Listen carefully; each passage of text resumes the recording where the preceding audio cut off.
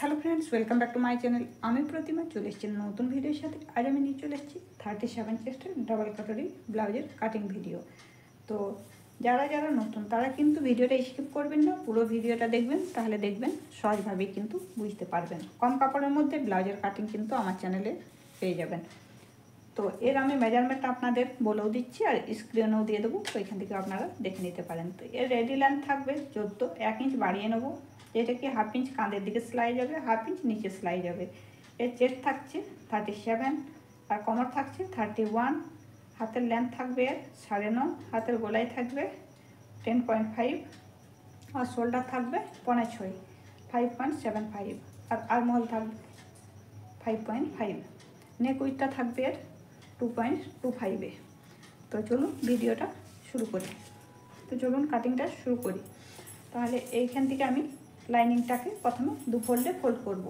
তো যতটা আমার চেস্ট থাকবে, চেস্টকে আমি 4 দিয়ে ডিভাইড করব। যতটা চেস্টকে ডিভাইড করে আমার যত আসছে সেইটাকে আর 1.5 ইঞ্চি বা 2 ইঞ্চি করে আমি মার্জিন নিয়ে করেই যতটা হচ্ছে সেই ততটাই কিন্তু কাপড়টাকে দুভাজে মুড়ে নেব। তার বেশি কাপড়টাকে মুড়বো না, যতটাই আমি বেশি কাপড়টা মুড়বো ততটা কিন্তু আমার ওয়েস্টেই যাবে। তো দেখুন দু ফোল্ডে ফোল্ড করে নিলাম। তাহলে আমি 37কে 4 দিয়ে ডিভাইড করে নেব। তো 4 দিয়ে ডিভাইড করে নিলে আমার 9 ইঞ্চ চলে আসছে। তাহলে এখানে 9, 9 ইঞ্চ আর 1.5 ইঞ্চ বা 2 ইঞ্চ করে 2.5 নিতে পারি। তাহলে আমার হয়ে যাচ্ছে 11 ইঞ্চ বা 11.5 ইঞ্চ নিয়ে নিলে কিন্তু এই মাপটাকে আমি এইভাবেই দু ফোল্ডে ফোল্ড করে নেব।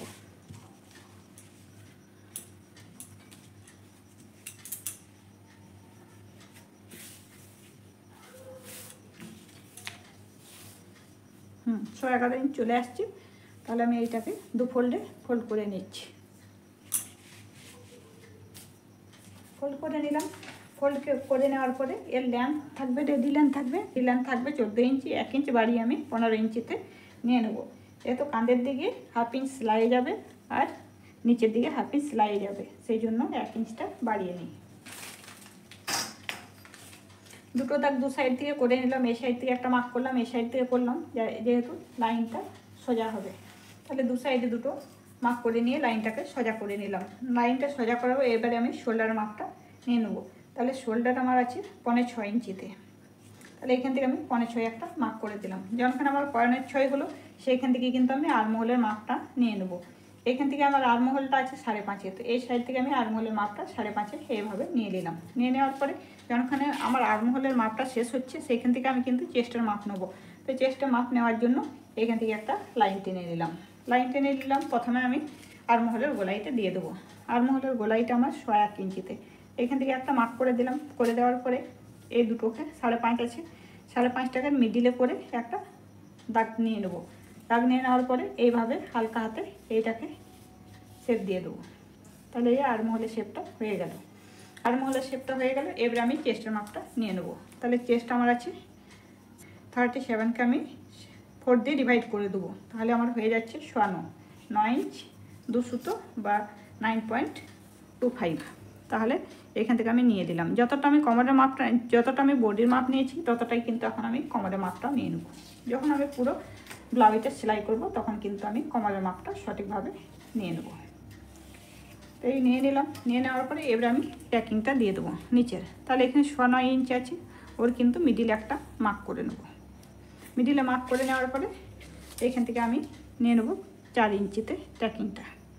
এখান থেকে লাইন করে দিলাম 4 ইঞ্চিতে করে নিয়ে এইখান থেকে হাফ ইঞ্চি এই সাইড থেকে নিয়ে নেবো, হাফ ইঞ্চি এই সাইড থেকে নিয়ে এখানে ট্যাকিং দিয়ে দেবো। ট্যাকিং দেওয়া হয়ে গেল। এবারে ব্যাক পার্টের নেক উইথটা নিয়ে নেবো। তাহলে 2.25 ইঞ্চি 2.25, তাহলে 2.25 ইঞ্চিতে এখান থেকে নিয়ে নিলাম। আর নিচের দিক থেকে আমার ডিপ থাকবে 5 ইঞ্চিতে। তাহলে এখান থেকে 5 থাকতে গেলে আমাকে 5.5 নিতে হবে, যেহেতু সেলাইয়ে যাবে হাফ ইঞ্চি। তাহলে এখান থেকে 5 আমি 5.5 মার্ক করে দিলাম। করে দেওয়ার পরে নিচের দিক থেকে আমি নিয়ে নেবো 3 ইঞ্চিতে ডিপটা।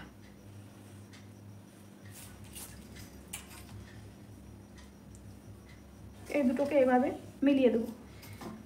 মিলিয়ে দেওয়ার পরে এটা আপনারা চাইলে কোনো ডিজাইনও দিতে পারেন। ব্যাক পার্টে যে কোনো ডিজাইন দিতে পারেন। নিচের দিকটা আপনারা ডিপ দিতে পারেন, উপরটা ডিপ দেবেন না। উপরটা ডিপ দিলে কাঁধটা পড়ে যাওয়ার ভয় থাকে। আর নিচে ডিপ দিবেন, যে কোনো ডিজাইন আপনারা দিতে পারেন। আমার রাউন্ড শেপ ছিল সেই জন্য আমি রাউন্ড শেপ দিয়ে দিলাম। এবার আমার ব্যাক পার্টের ড্রাফটিংটা হয়ে গেল। যখন আমি কাটিং করব তখন কিন্তু এইখান থেকে আমি 2 সুতো পাড়া যথা থেকে ট্যাকিং দিয়েছি সেইখান থেকে এভাবে আমি 2 সুতো পাড়া শেপ দিয়ে দেবো। তাইলে এখনই আমি ওইটা দাগ দিয়ে রেখে দিতে পারি, বা যখন আমি কাটিং করব তখন কাঁচি দিয়ে 2 সুতো পাড়া শেপ দিয়ে দেবো। তাহলে এই আমার ব্যাক পার্টের ড্রাফটিংটা করে নিলাম। এখন আমি ব্যাক পার্টটা কাটিং করব না, ব্যাক পার্টটা আমি টেনে দিলাম সাইড দিয়ে, আর এবারে ফ্রন্ট পার্টটা কাটিং করে নেবো। ফ্রন্ট পার্টটা কাটিং করার পরেই কিন্তু আমি ব্যাক পার্টটা একসঙ্গেই কাটিং করব। তাহলে যতটা আমি ব্যাক পার্টের দিকে মুড়েছিলাম ততটাই লাইনিংটা কিন্তু আমি আবার সেভাবেই সোজা করে মুড়ে নিলাম। মুড়ে নেওয়ার পরে আমার যতটা ব্যাক পার্টে আরমহল নিয়েছিলাম ততটাই আমি আরমহল ফ্রন্ট পার্টের দিকেও নিয়ে নেবো। যতটা আমি ব্যাক পার্টে শোল্ডার নিয়েছিলাম ততটাই কিন্তু আমি ব্যাক পার্টেও শোল্ডার নিয়ে নেবো। তো এখান থেকে আমি 5.5 শোল্ডার নিয়েছি, তো এখান থেকে 5.5 শোল্ডার নিয়ে নিলাম। আরমহলটা নিয়েছিলাম আমি এখান থেকে 5.5, তো এখান থেকে আমি 5.5 আরমহলটাও নিয়ে নেবো।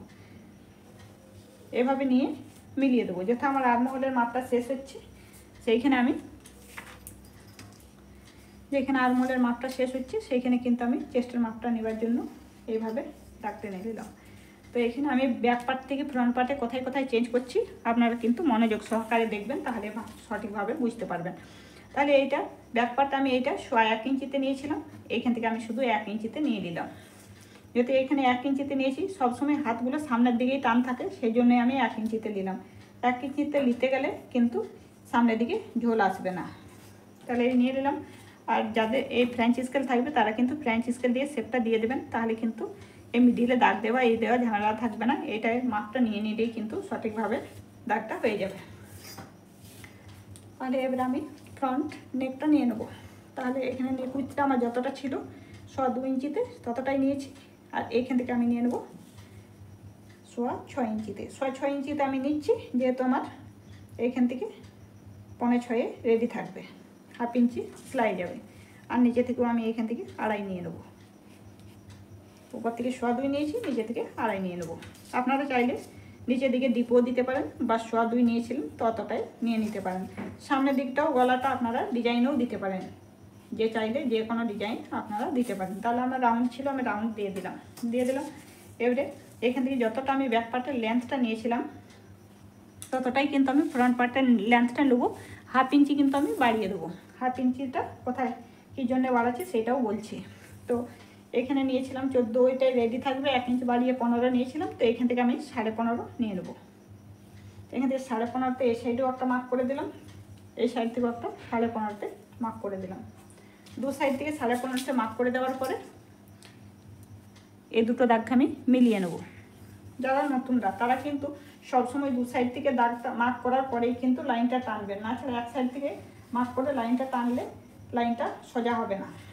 তাহলে করে দেওয়ার পরে যতটা আমাদের এখানে 15.5 ছিল ওইখান থেকে কিন্তু আমি 3 এই দিকে একটা মার্ক করে নিলাম, 3 এই সাইড থেকে একটা মার্ক করে নিলাম। করে নেওয়ার পরে এই দুটো দাগকেও আমি মিলিয়ে নেবো মার্কগুলোকে। তাহলে মিলিয়ে নিলাম। তাহলে এই যে মার্কটা নিলাম এই মার্কটাতেই কিন্তু আমি নিচের পাটটাও বের করে নেবো, পটিটাও একটা কটুরি বার করব, অ্যাশটা বার করব, এই তিনটা এই পাটটার মধ্যে বেরিয়ে যাবে। তাহলে এখানে সবকার প্রথমে কিন্তু আমি অ্যাশটা বার করব।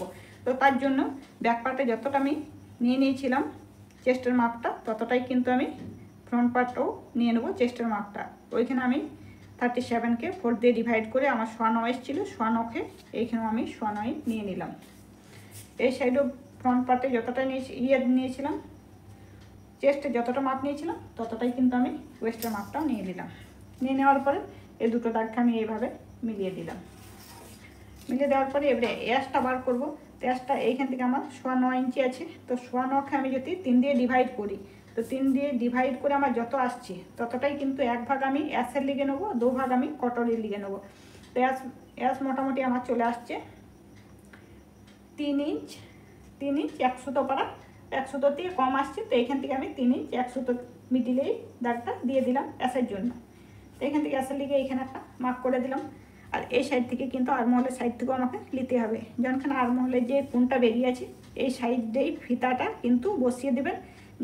যতটা আপনি ব্যাক পার্টে নিয়েছেন 1 ইঞ্চি সেই জায়গা থেকে ফিতাটা বসিয়ে 2.5 ইঞ্চি এইখানটাই হচ্ছে সেইখানে একটা এইভাবে মার্ক করে দেবেন। করে দেওয়ার পরে নিচে থেকে এইভাবে এই যে সামনের গলাটা থেকে এইখান থেকে 1 ইঞ্চি মার্ক করব। করে দেওয়াতে যাদের কাছে ফ্রেঞ্চ স্কেল না আছে তারা কিন্তু একদম আলতু হাতে এইভাবে শেপ দিয়ে দেবেন। এইভাবে দেখুন হালকা হাতে এইভাবে শেপটা দিয়ে দেবেন। আর যাদের কাছে ফ্রেঞ্চ স্কেল আছে তারা কিন্তু দেখবেন এইভাবে যদি বসিয়ে শেপটা দেন তো সেম যতটা আমি চক দিয়ে হালকা হাতে শেপটা দিলাম সেরকমই কিন্তু শেপটা দেখুন চলে আসছে। তো যারা নতুন তাদেরকে সাজেস্ট করব যে ফ্রেঞ্চ স্কেলটা নিয়ে নেবে, কেন কি আর নতুন হাতে কিন্তু শেপটা অত ভালো আসবে না। তো এখান থেকে আমি 1 ইঞ্চি নিয়ে নিচ্ছি এই সাইড থেকে। এবার আমি নিজের পটিটা নিয়ে নেবো, বার করে নেবো আর কটরিটা বার করব। তো এখান থেকে 1 ইঞ্চ মার্ক করে নিলাম। করে নেওয়ার পরে এই স্কেলটা দিয়ে এইভাবে শেপ দিয়ে দেবো।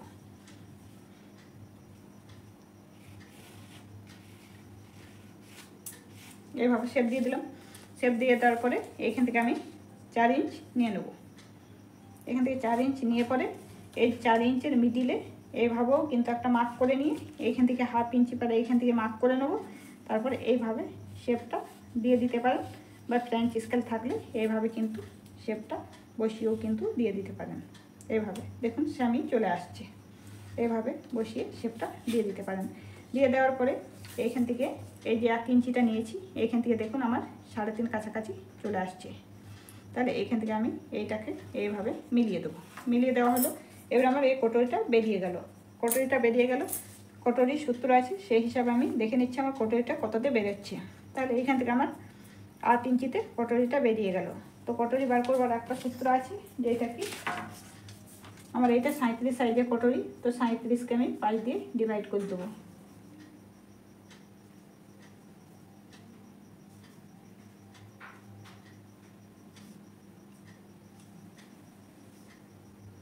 তাহলে আমার 7.4 চলে আসছে।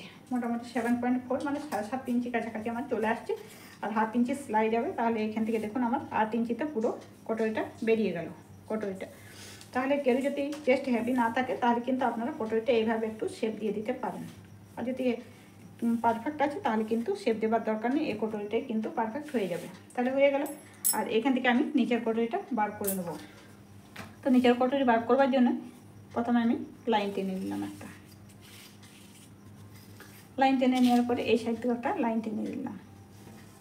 ওই কটরিটা কিন্তু আমার লম্বা ছিল 8 ইঞ্চিতে, 8 ইঞ্চি ছিল। তো এই সাইড থেকেও কিন্তু 8 ইঞ্চিতে এইভাবে আমি একটা মার্ক করে দিলাম। এই সাইড থেকেও 8 ইঞ্চিতে এইভাবে একটা মার্ক করে দিলাম। করে দেওয়ার পরে এর মিডিলেও একটা 4 ইঞ্চিতে মার্ক করে দিলাম। এগুলোকে এইভাবে মিলিয়ে দিচ্ছি।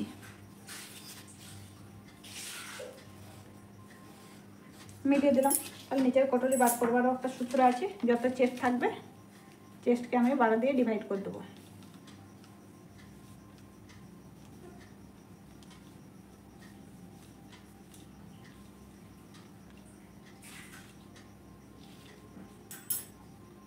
তাহলে মোটামুটি আমার 3 থেকে একটু বেশি হচ্ছে।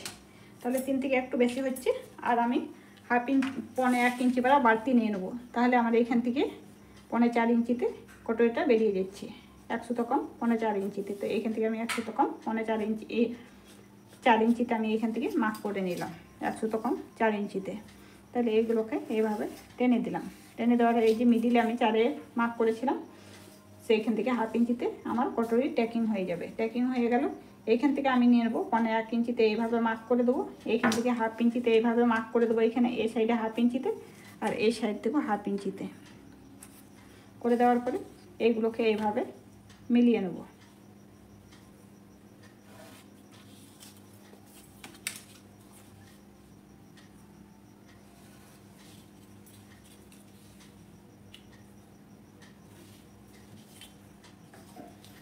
হয়ে গেল। আমার নিচের পটিটা বেরিয়ে গেল। বার করার পরে এবার আমি নিচের পটিটা, তো নিচের পটিটা আমার এইখানে 1/2 ইঞ্চিটা আমি বাড়িয়েছিলাম। যেহেতু এখানে 1/2 ইঞ্চিটা এই সাইড থেকে 2 সুতো, এই সাইড থেকে 2 সুতো সেলাই করে কিন্তু আমার 1/2 ইঞ্চিটা এখানে ম্যানেজ হয়ে যাবে।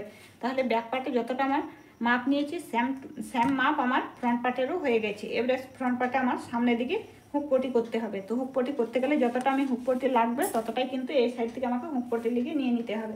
আমার এইটার ব্লাউজটার স্লিপসের লেন্থটা আমার 9.5 রেডি থাকবে। তো আমাকে মাপটা করে নিয়ে 9.5 রেডি থাকলে 10.5 তক আমাকে মেপে কাপড়টা আগে রেখে নিতে হবে। যদি কাপড়টা থাকছে তারপরেই কিন্তু আমি এইভাবে বাড়িয়ে নেবো। আর যদি কাপড় আমার কম থাকে লাইনিংটা, তাহলে কিন্তু এই নিচের যে আমার 1.5 ইঞ্চি হ্যাম্পটি লিগে সেইটা কিন্তু আমি সাইড থেকে অন্য জায়গা দিয়ে কাপড় নিয়ে কিন্তু তখন আমি হ্যাম্পটি লিগে জয়েন্ট করে নেব।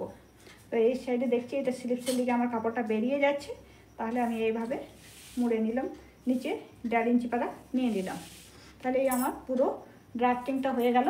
ব্লাউজের কাটিং ড্রয়িংটা করে নিলাম। এবার আমি ব্লাউজটা কাটিং করে নেব, লাইনিংটাকে কাটিং করে নেব, তারপরে ফ্যাব্রিকে বসিয়ে কাটিং করব।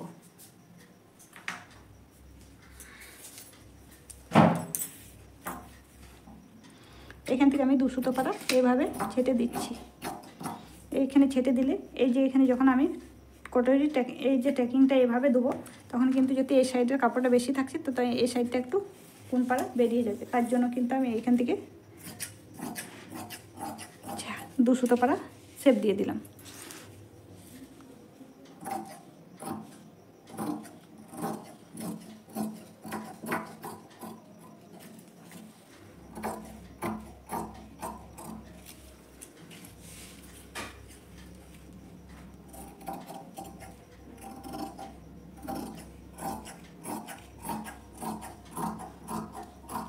আমি ব্যাক পার্টটা আগে কাটিং করলাম না, যেহেতু এই কাপড়টা আমার লম্বাতে থেকে গেল। যদি আমি ব্যাক পার্টটা কাটিং করতাম তাহলে এটার মিডিলে কিন্তু কাটিং হয়ে যেত, মিডিলে না এই জায়গায় কাটিং হয়ে যেত, তাহলে এটা হাফ হাফ হতো না যখন আমার কাপড় কম থাকে, বা এটা হুক পট্টি লেগেও কাজে লেগে যায় কাপড়টা। আর যদি স্লিপসে কম পড়ে কাপড়টা তখন কিন্তু আমাকে এইভাবে জয়েন্ট দিয়ে স্লিপসে জয়েন্ট দিয়ে দেওয়া হয়। তাহলে আমার ব্যাক পার্টটা কাটিং করে নিলাম। এবার আমি ফ্রন্ট পার্টের পার্টগুলোকে কাটিং করে নিচ্ছি।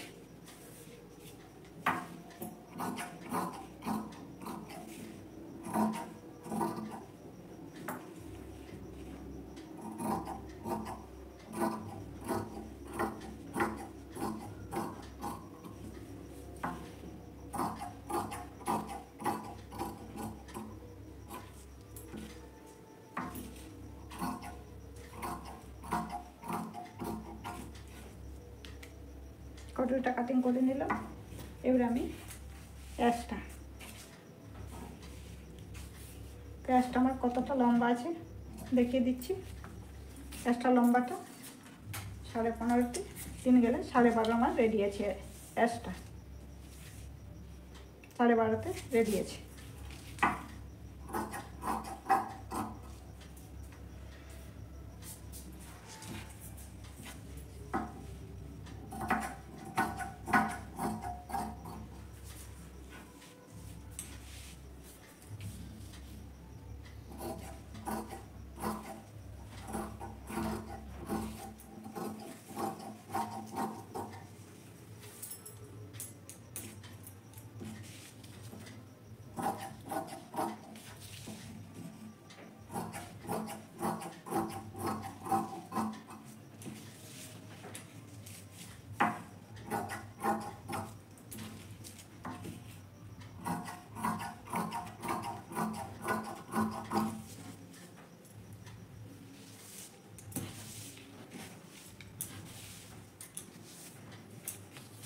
নিচের পটিটার দিকে আমি হ্যাম্পটি নিয়ে নিলাম, যতটা কি আমার স্লিপসে হয়েও কিন্তু কাপড়টা থেকে যাচ্ছে।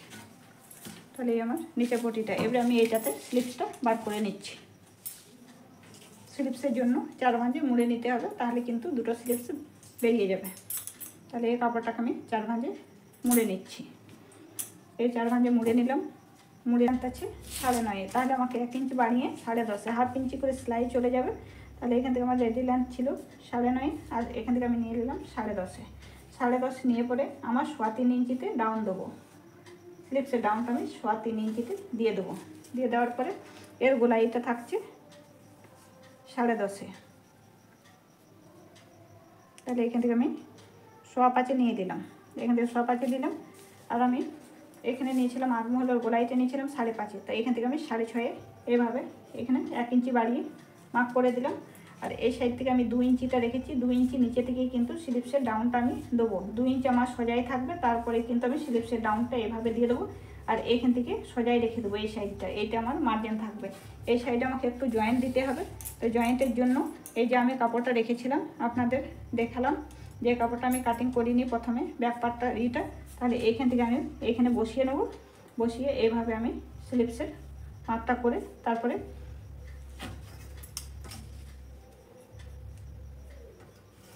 এইটাকে মিলিয়ে দিলাম, আর এই সাইড দিয়ে কিন্তু আমি মার্জিনটা করে নিলাম। তাহলে এই স্লিপসের কাটিংটা হয়ে গেল, ড্রাফটিংটা হয়ে গেল। আর এইভাবে এক পার্টটাকে এইভাবে আমি শেপ দিয়ে দেবো, 1/2 ইঞ্চি মতো এইভাবে শেপ দিয়ে দেবো, ফ্রন্ট পার্টে আর মহলের শেপটা দিয়ে দেবো। আর এইভাবে কিন্তু স্লিপসের কাটিংটা করে নিলাম। এখন আমি এইটাকেই করবো না, কাটিং করবো না, এই পার্টটাকে আগে জয়েন্ট করে নেবো, তারপরেই কিন্তু স্লিপসের কাটিংটা করবো। এখন এইটাকে শুধু এইভাবে শেপ দিয়ে দেবো। তাহলে এই স্লিপসের শেপটা দিয়ে দিলাম। আর এই আমার ব্যাক পার্টটা কাটিং হয়ে গেছে।